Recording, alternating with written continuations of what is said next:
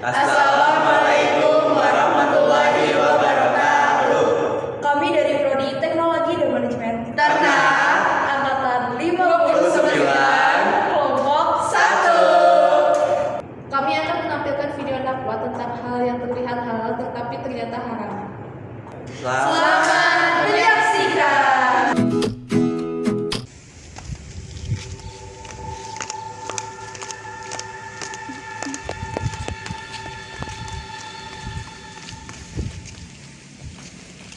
Len, mau kemana? Kok buru-buru? Aku mau ke koin. Ke koin ngapain? Soalnya kan minggu depan kan udah UAS kan. Aku mau ini adalah. Mau apa? Kamu nggak tahu ya? Enggak tahu. Ikut dulu aja yuk. Ya udah ayo. Iya. Ayo deh.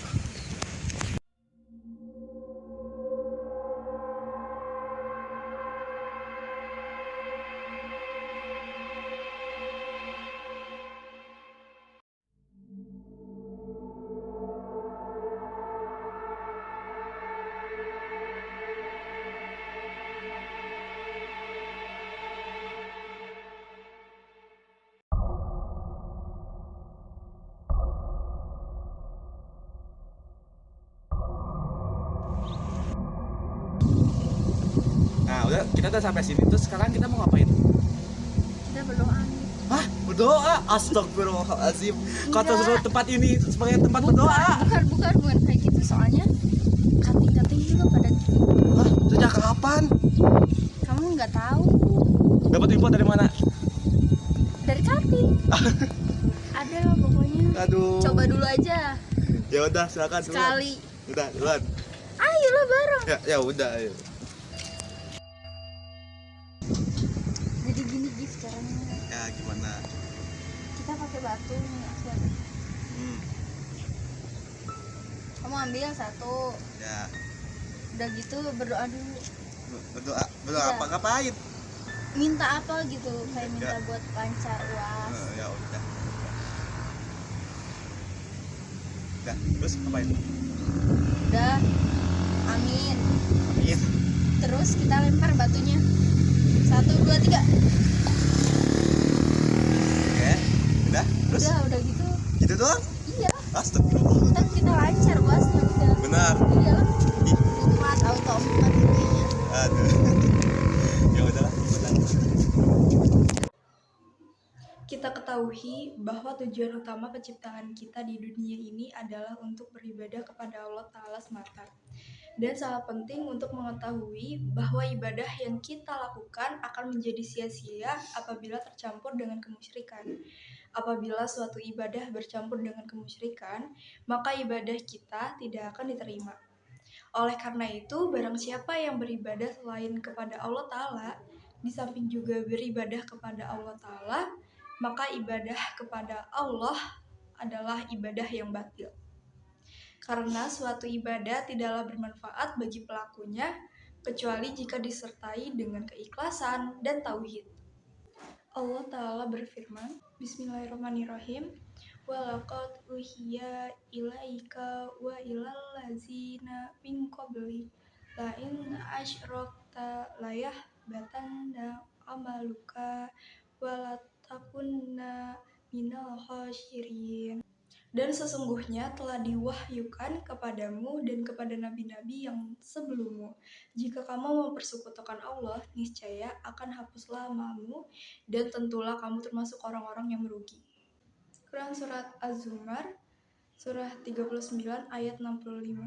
Oleh karena itu, apabila ada sekelompok masyarakat yang rajin sholat, rajin puasa, bersyahadat, dan berhaji ke Baitullah, namun di sisi lain mereka juga berdoa meminta kepada penghuni kubur, meminta kepada wali songo yang sudah meninggal, melemparkan koin untuk meminta pertolongan, maka semua ibadahnya itu sia-sia semata.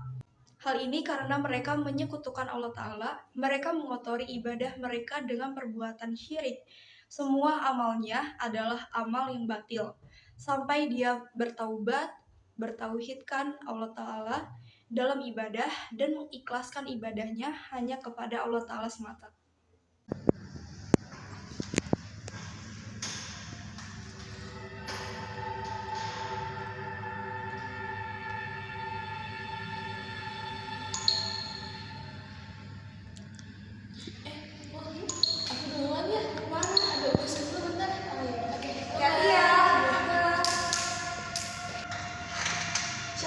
tunggu, ada barang yang ketinggalan.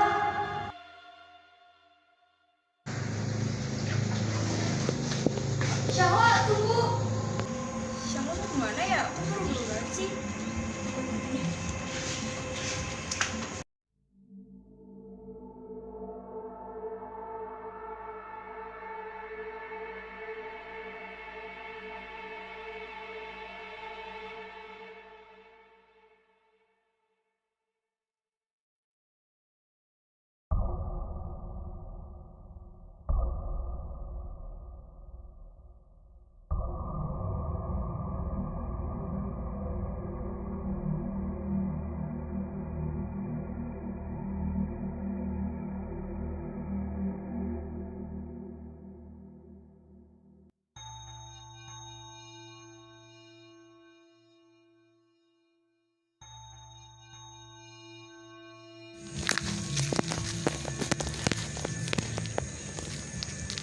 Ngapain ya itu?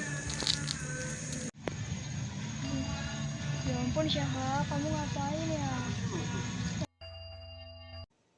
Sesungguhnya di dalam Al-Quran dan As-Sunnah yang sahih terdapat banyak sekali dalil yang memuat tentang kewajiban beribadah kepada Allah dan kebatilan beribadah kepada selain Allah. Beribadah kepada selain Allah disebut syirik. Syirik itu termasuk dosa yang besar. Dalam Quran surat Al-Fatihah ayat 5, Iyyaka na'budu wa iyyaka nasta'in. Hanya kepada Engkaulah kami menyembah dan hanya kepada Engkaulah kami memohon pertolongan. Orang Islam yang awam kerap mendatangi tempat-tempat keramat. Tempat keramat yang dimaksud ialah kuburan para wali, pohon-pohon besar, dan gua-gua yang dianggap keramat. Mereka pergi ke kuburan para wali ataupun pohon-pohon bukan untuk berziarah, melainkan untuk meminta berkah. Orang musyrik kurang memahami akidah Islam, sehingga mereka melakukan pemujaan ke tempat keramat. Mereka juga kerap pergi ke gunung untuk membuat perjanjian dengan penunggu tempat keramat demi mendapatkan imbalan kekayaan.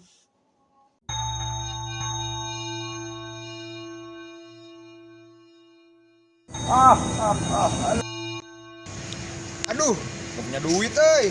Gimana ya? Apa ke dukun aja? Mbak, Ya? tahu Ki Joko Bono gak di mana? Oh, tahu tuh lagi healing. Waduh,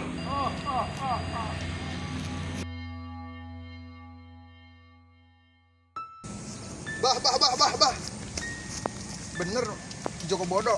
Benar. Aduh, gini, bah. Saya kan lagi bokeh nih, bah. Boleh itu gak pesugihan duit gitu, bah? Bagus.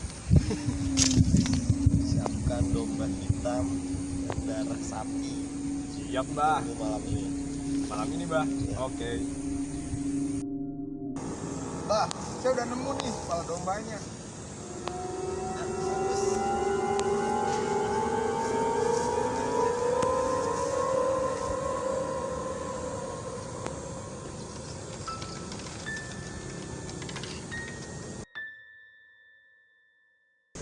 Aduh, Simbah mana sih? Kok duitnya gak cair-cair ya? Ah, pusing. Jangan percaya dukun. Nabi Muhammad SAW dalam menyampaikan larangannya tentang mempercayai dukun atau seorang peramal. Beliau bersabda, "Man ata arofang fasa alahu an sya'in lam tuqbalahu salatun arba'ina lailatan." Yang artinya, barang siapa yang mendatangi seorang peramal dan bertanya kepadanya tentang suatu perkara, maka sholatnya tidak akan diterima selama 40 hari. Hadis riwayat Muslim. Maksudnya adalah seorang yang mempercayai seorang peramal atau dukun tidak akan mendapatkan pahala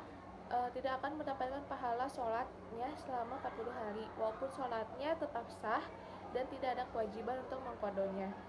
Kemudian beliau juga menyampaikan bahwa orang yang berkonsultasi ke dukun atau peramal kemudian mempercayainya, maka ia disebut seorang kafir. Beliau bersabda, man ata khohunan au a'rafan fasadaqahu bima yaqulu faqad kafara bima unzila ala Muhammadin. Yang artinya, barang siapa yang mendatangi dukun atau tukang ramal dan dia membenarkan ucapannya, maka dia berarti telah kafir kepada Al-Quran yang telah diturunkan pada Muhammad. Hadis riwayat Ahmad. Maksudnya adalah, jika orang meyakini seorang peramal yang mengetahui hal-hal gaib dan perantara apapun, maka orang itu dianggap kafir.